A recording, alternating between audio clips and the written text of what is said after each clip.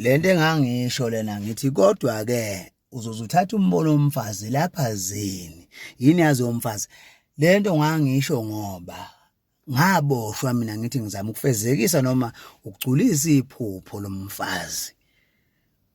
Umfazi wasuggest into mase ngiyenza lapha sekujika ngiyaboshwa uyangibophisa. Umfazi wathi kimi ucela ngibe rough ngimklinye. Umfakoza Nkosi ngimbhaxabule ngeshoba ngathi mina angamsani mina nokuhlukumeza kwabantu besifazane nezingane. Hey waphatheka umfazi ngathi mina kahle mfazi wena ungicuphela umgoga ufuna wena ukungise ikhindi akekho umuntu ongafuna ubunzima ukuthi benzeke kuye. Umfazi wathi baba ngicela ukuthi ube rough kimi ngathi mina ngeke ngize ngiyenze lonto le. Kuyaba sengixabene naye ke lokho wangempela mina okuserious ngelinye ilanga. Ngase ngimbhonya ethembeni lokuthi vela kana inkinga lobunzima mshaya umfazi ngathi nangi mshaya umfazi. Hawu ngathi mina ho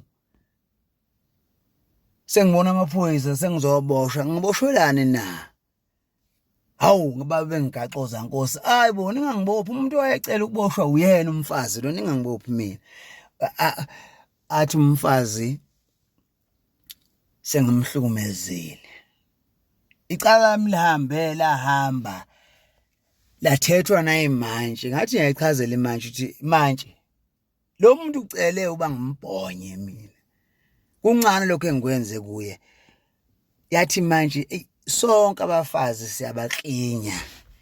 Kodwa sibaklinya during siphukuphuku ndini during. Awuthi sibaklinya izwi lami langazwakala izwi lami namanje nje ngikade ngiboshiwe nje angigculisekile.